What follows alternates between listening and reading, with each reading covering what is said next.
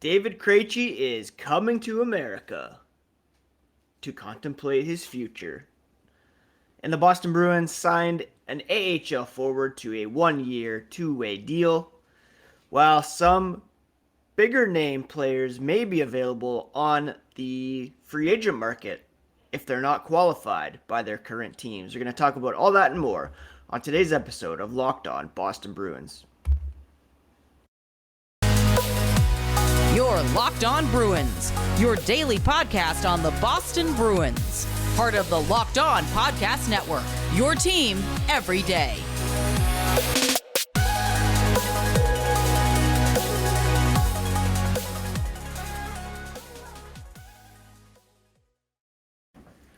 What is up, Bruins fans, and welcome to this Friday, June 3rd episode of Locked On Boston Bruins. I am your host, Ian McLaren, and this is a daily show where we discuss all things Spoke to Be, as well as take a look around the NHL. I want to thank you so much for making Locked On Bruins your first listen every day. The podcast free and available on all platforms as well as on YouTube. So take out your phone, open up your podcast app, hit that subscribe button so that you never miss an episode. Do the same on YouTube on the Locked On Boston Bruins channel. If you're on Twitter, you can find me in my hockey tweets, dad jokes, at Ian C. McLaren. And you can find the podcast on Twitter and Instagram at Locked NHL Bruins. I am a lifelong Bruins fan living in Ontario. Been covering this team for various outlets for about 17 years. It's a day off school here in Ontario, so you will hear some background noise. Have one kid who was playing basketball outside, another playing Minecraft, another watching YouTube, and Bessie the cat just set up behind me, lying behind my laptop. In case you missed it, overnight, there was an intriguing tweet put out by HC Olomouc, which was the Czech team that David Krejci played for this past season. Krejci, of course, is coming off a bronze medal win at the World Championship, playing alongside David Pastrnak, with whom he was rarely afforded the opportunity to line up as a member of the Boston Bruins. Something that he made a point of talking about back in January when Pastrnak was bumped down to the second line. This tweet was a picture of Krejci on a plane, drinking a beer with his bronze medal around his neck. And it said, "Today, I'm flying to the USA. I'll have another beer on the way to celebrate the bronze, and then I'll be calmly thinking what to do next. There's plenty of time and a lot of possibilities, one of which is very real, and the continuation of the Olomouc jersey." Bit of a rough translation there, saying one of his options is to sign another contract with Olomouc, but he said there is plenty of time and a lot of possibilities. So that kind of feeds into the other day, Krejci, Pastrnak celebrating the bronze with a beer tour around Prague with their Czechia teammates. Pastrnak pulled out his phone, walking with Krejci, asked him if he was coming back to the Boston Bruins, and all Krejci did was smile. Now, I've been on the cautious side when it comes to Krejci returning to Boston. Again, he moved his family back to Czechia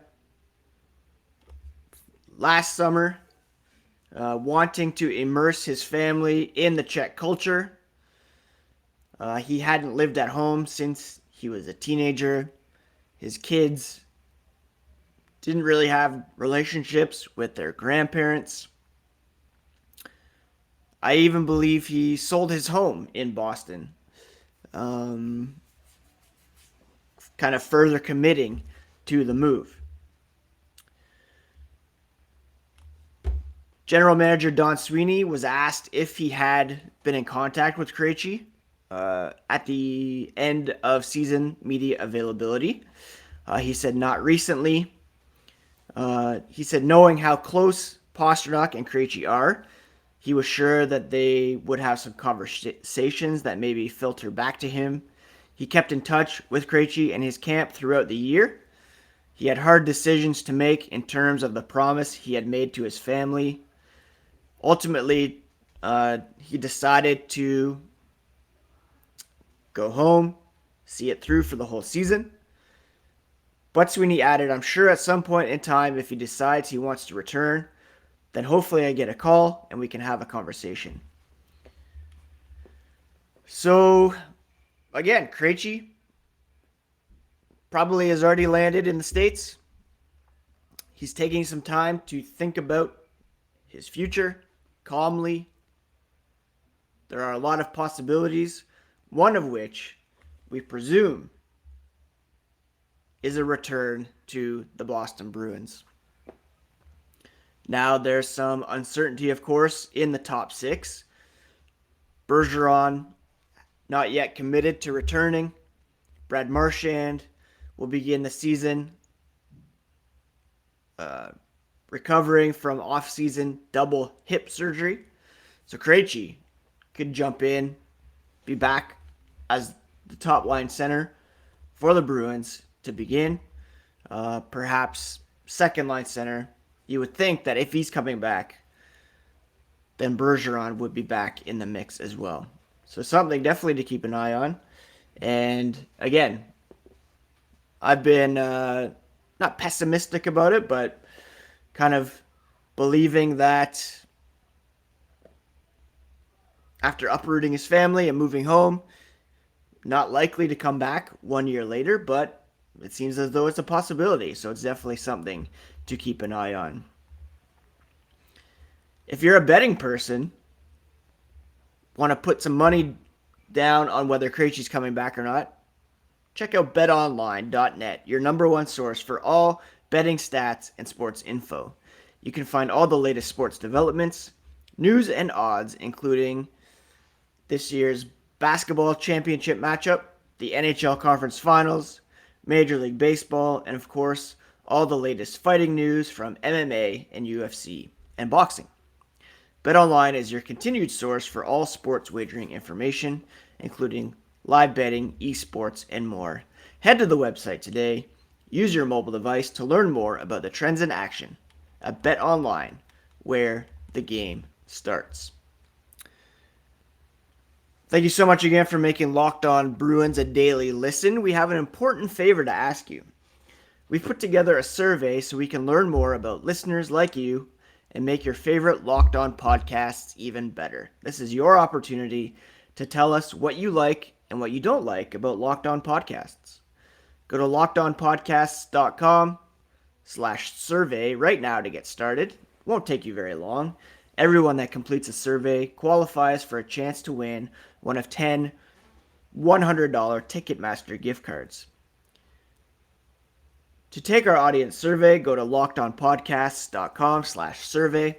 Thank you so much for your help. Speaking of the NBA Finals, incredible comeback win for the Celtics last night. Be sure to check out the Locked On Celtics podcasts for all the latest on those champion hopefuls. There was some actual Bruins news yesterday. It was announced that the team had signed forward Joona Koppanen to a 1-year, 2-way contract extension. The contract carries an NHL cap hit of $750,000. The 24-year-old appeared in 62 games for the Providence Bruins this past season.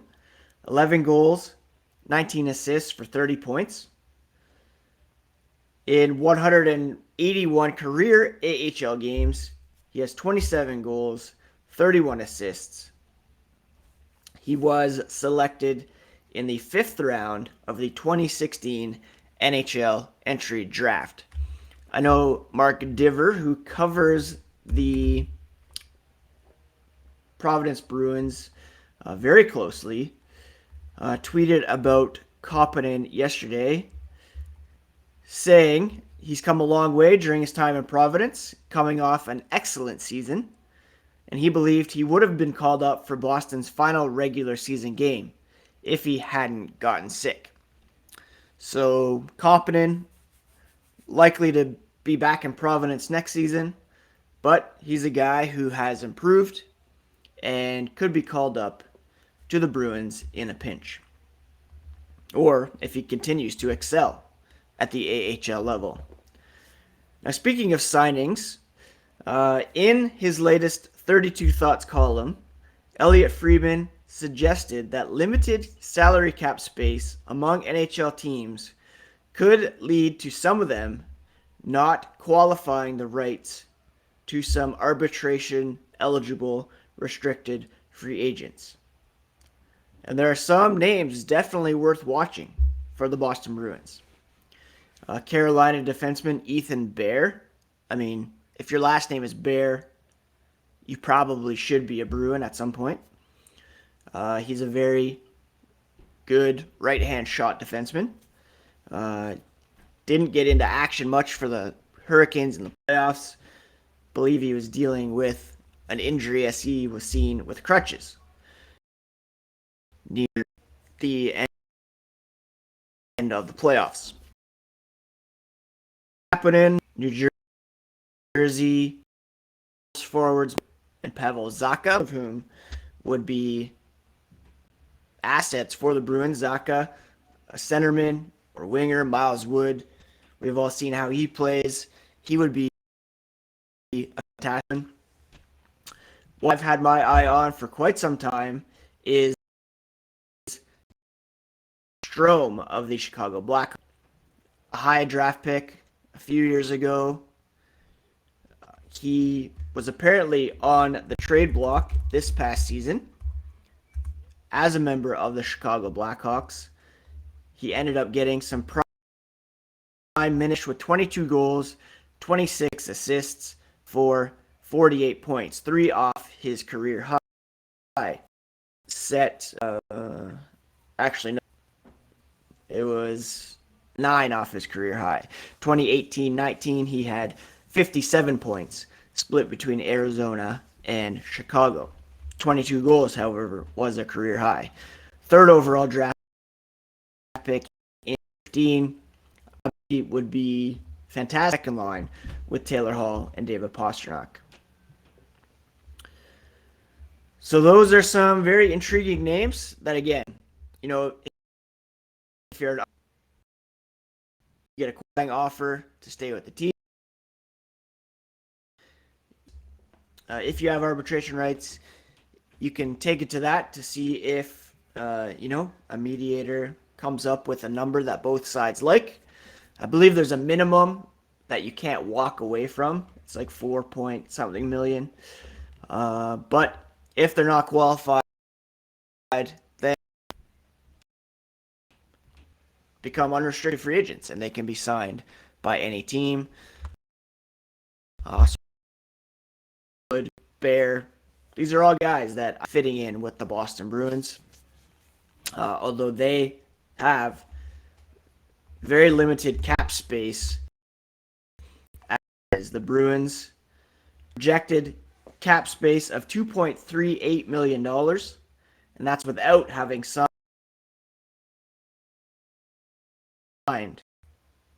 If you add Krejci to that mix, they're going to have to clear some space. They can do anything. Candidates to be moved, a left-hand shot defenseman like a Mike Riley, maybe Matt Grizzly. Chris Wagner's 1.35 can be buried again. Nick Foligno perhaps bought out. Brusk's $4 million. Still, if he holds to it, money out to bring some some intriguing options available. Thank you so much again for making Locked On Bruins your first listen every day. Now make your second listen the Locked On NHL podcast. You can hear the latest news from local experts every Monday through Friday, free and available wherever you get podcasts. Speaking of, Game 2 of the Western Conference Finals went last night. The Avalanche lead in their series as they shut out the Edmonton Oilers by a score of 4-0. Pavel Francouz turned it in a 24-save shutout, which I was very happy with, as I have him on a keeper team. Nazem Kadri had 3 assists as they scored 3 goals in a 2-minute and 4-second span in the second period. The Oilers are in big trouble as they head home for Game 3 on Saturday. The Eastern Conference Final continues tonight as the Rangers look to build a 2-0 series lead over the Tampa Bay Lightning. Jack Adams Award was announced last night. It was given to Daryl Sutter of the Calgary Flames. The awards are being given out nightly before or during action, and on Sunday, the Selke Trophy will be awarded. So hopefully on Monday, we're talking about Patrice Bergeron's record-setting 5th win for that trophy. I think that's pretty much all I have for today's episode of Locked On Boston Bruins. A bit of a shorter one today. We're going to continue next week our look back at Don Sweeney's trade history. And I'm going to reach out to have some other voices on the podcast as well. Try to institute Fun Friday here, or Friend Friday, I should say, back on the podcast. Shaping up to be a beautiful weekend. A lot of hockey action. NBA Finals to watch. The Boys back on Amazon Prime. The first 3 episodes of that. I'm very excited to check those out. Gonna finish Under the Banner of Heaven. A very good miniseries on FX. Probably check out the Hacks season finale. And, yeah, that's pretty much it. Just keeping it rolling here on the Locked On Boston Bruins podcast. Krejci Watch is officially on as he's back in the States contemplating his next move. And fingers crossed that he chooses one more season in black and gold at least. And that Patrice Bergeron comes back as well. So that's it for today, friends. Have a great weekend. Thank you so much again for listening, for your support, for watching on YouTube. And we'll talk to you again on Monday here on the Locked On Boston Bruins podcast, part of the Locked On Podcast Network, your favorite team every single day.